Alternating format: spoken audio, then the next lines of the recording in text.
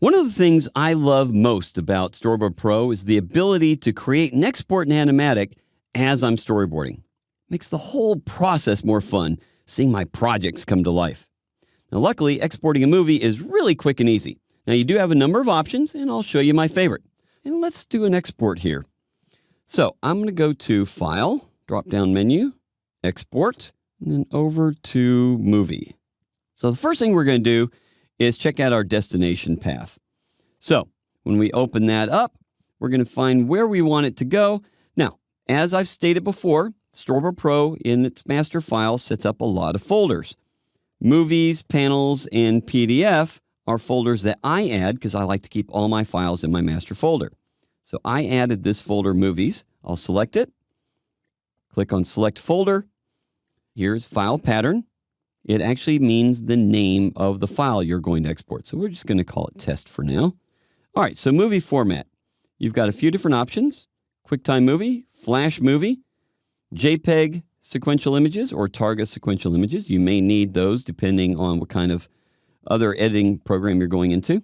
For now, let's look at doing it as a QuickTime, and let's go through the different options. Now, the default is an animation compression. That is not the one I prefer to use. If we come up here under compression type, is MPEG-4 video. It's a nice small video, very high quality, and all of my clients are always able to open it up. Frame rate, you can set it for whatever you want. I leave it at current because some projects I have set for 24 frames, others I have set for 30. For keyframes, I'll keep it on automatic. Data rate, I also keep on automatic. Let the software figure out what's going to make it look best. Under compressor quality, I keep it on high. I want it to look good, but I don't want the file to be so big that you get under best. So I'm going to click on OK. I get to the next setting. We have our video settings. Yep, we're good with that. So sound, of course, I want to export sound. Keeping the format at uncompressed is great because if you start changing the compressors, your client might not have it. So keep it as uncompressed. And the sample rate, 22, is about the lowest you're going to want to keep it.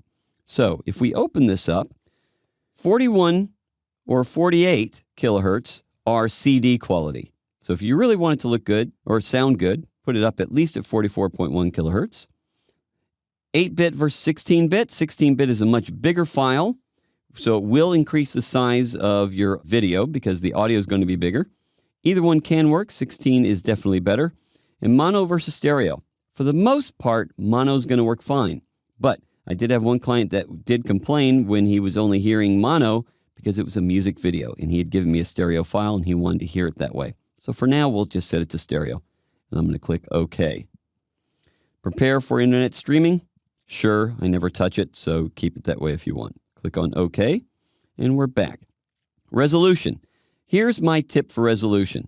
Anytime you're doing a final delivery, you always want to do full size. However, I usually do quarter size when I'm just getting approvals. It renders much, much faster, and it's easier and faster to send to a client via email. Let's do half size. That way it renders pretty quickly. Clips. Okay, this is important to understand. Do you want one clip for every scene? So if you've got 20 scenes, you're going to end up with 20 videos. Or if you want it per sequence, because you could end up having 3 sequences, an outdoor sequence, an indoor sequence, so it would make one clip for each of those. Or what we're going to do is one clip, meaning one video per project. So our range here, we can do all, so the entire folder, entire project will export. I could do selected scenes, so I could select any of them I want, or click and drag to as many as I want. I'm going to cancel that. I could export just my current scene or the current panel. Let's go ahead and export the current scene. Burn in. So if I want my scene names and panel numbers to be burned in over top, I would select that. This is really great when you're getting approvals. That way, as the director looks at the animatic, he can stop and go, oh, let's go ahead and do this, whatever his note is, on this scene. That way he doesn't have to refer to anything in print. It's all there on the screen, which is really great. Time code, it's up to you if you need it. Duration, chances are you'll never need that. Camera grids, we've talked about grids in an earlier video. If you want to show the 4.3 safety or project safety, like the action safe or title safe, you can have those on there. I usually leave that off. All right, so once that's all set, I like to keep open document or folder after export because I want to always check my movies immediately to make sure that I have everything set right. So let's go ahead and click on Export.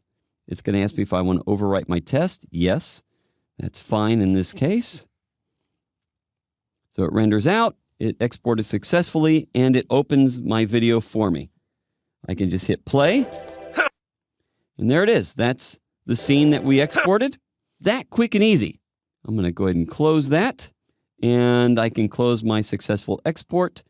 That window goes away, and we're done. I'm happy with the way that looks.